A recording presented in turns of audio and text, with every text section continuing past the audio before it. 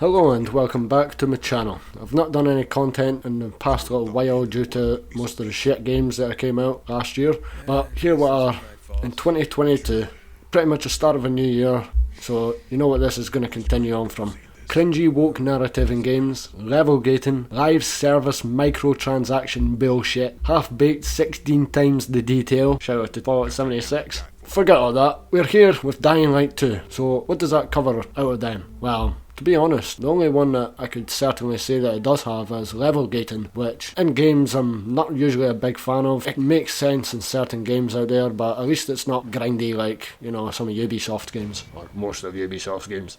I did play the first Dying Light game, and unlike other people out there saying it's just another zombie game and it being so underrated, I thoroughly enjoyed it. It was actually probably my favourite zombie game I've ever played. Despite all the complaints of bugs, glitches and server issues, I did encounter some on the single player playthrough, but it's nothing really game breaking. It's more entertaining for me. I just laughed at pretty much all of them that I saw. I didn't really play much of the co-op. I did see a lot online of server issues and being disconnected and all that stuff. In the game there's a few graphical options that you could choose from. I played on the PS5 and you were able to choose between resolution, frames per second or ray tracing. I prefer the visuals, so I went for resolution, but with it being designed for a last gen console as well, the graphics were mostly hit and miss, like some parts good, most parts bad. Kinda expected a little bit more. Anyway, that's enough about graphics. So, the game is set in a fictional city called Villador, which there's another part of the map where you can go to a much larger city with skyscrapers and so on, but I've not been there yet because when I play games I just like to get all the collectibles, do all the side quests in one part before I move on to the next part. So yeah, I've been playing for around 26 hours or so and I've still not left Villador yet. There's a lot of stuff to collect, a lot of side quests, and something that I quite enjoy as well is the random encounters. They're getting a little bit repetitive the more you play through the game, just pretty much saving survivors or giving someone a cure because they're infected, so you've got a certain time limit to save them and so on. You play as this outsider called Aiden, and he starts off outside Villador. He gets infected by the first zombie that you come across, and he's captured by a group of survivors who live in a place in Villador called the Bazaar. About that, there's 3 different factions, but 2 of them you could choose to work with. You get the peacekeepers, you get the survivors, and the enemy seems like all the bandits or renegades. Throughout the game as well, you could take over different water towers and so on, which let's just say if you assign a water tower to the peacekeepers will help you in more combat range things throughout the map, and the survivors helps you with more parkour things like zip lines and so on spread out across the map. I've only taken over one water tower and I applied it to the peacekeepers because I'm not a big fan of survivors. Like, most of the time they just piss me off, and the peacekeepers I mean, at least the peacekeepers don't try and kill you when you first meet them. That's not even a spoiler, that's pretty much at the start of the game. When it comes to the story of the game, I'm not going to hate it about what you see a lot of people complaining about online. Yes, it wasn't amazing or anything, nothing mind-blowing, but it wasn't bad. It's nothing for me to hate on really, and I don't want to go too much into detail about the story, wouldn't want to spoil it. God damn it!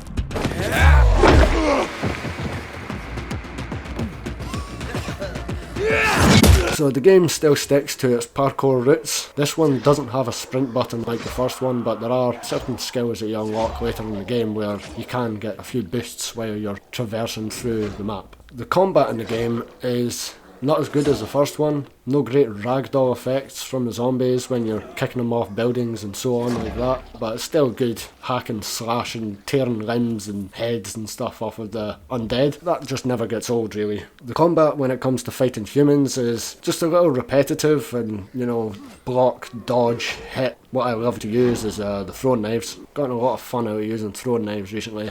There is a good amount of skills to choose from, and just like the first one as well, the more you traverse through a city, the more you level up your parkour skills, and the more combat you do, the more it levels up. Throughout the game as well, you pick up things called inhibitors, where when you collect 3 you can either upgrade your health or your stamina, and this also improves your infection. So when it's nighttime in the game, due to you being infected, you have a certain time rate where you will just turn into a zombie and die when your timer runs out. But this can be stopped by taking certain supplements and also finding UV lights in your safe zones and things like that.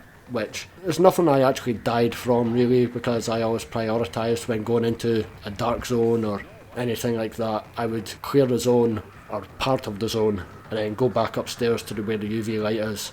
And even then, like I said, you've got your supplements, so you could just completely top yourself up and keep on going through the zone. Speaking of nighttime, yes, the game does have a day and night cycle. This time the zombies during the day, there's not too many out on the streets. Kind of like the movie I Am Legend, they're indoors in the darkness, mostly sleeping. But when it does get to nighttime though, that's when all the fun happens. The streets are completely filled with the infected, and you need to be pretty good fast on your feet when you get in a chase. It just kind of got my heart pumping when I'm out in the street. You get grabbed by a zombie and you do need to make use of your parkour, climbing up and about the roofs and so on.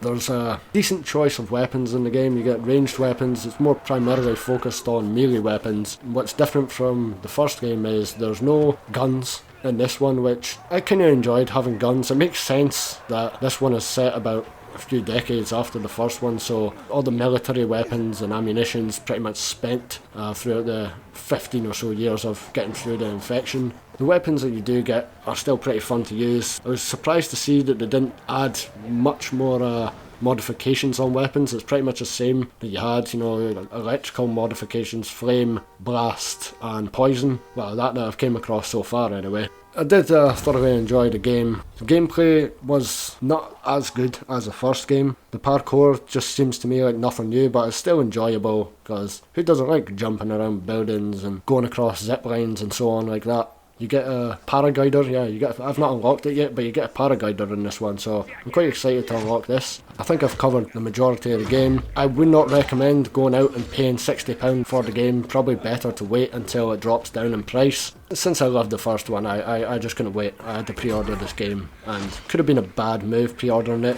due to several bugs and glitches in the game, but hopefully the day one patch has already happened. I'm still experiencing some bugs and glitches, but like I said before, it's nothing game breaking, but if they could easily patch all that out. I hope you enjoyed the video. Like if you did, subscribe if, well, either way, we're going to be doing more content from now on, that I'll guarantee. So subscribe if you want to see that, and thanks for watching. Night runner my ass. Catch you later.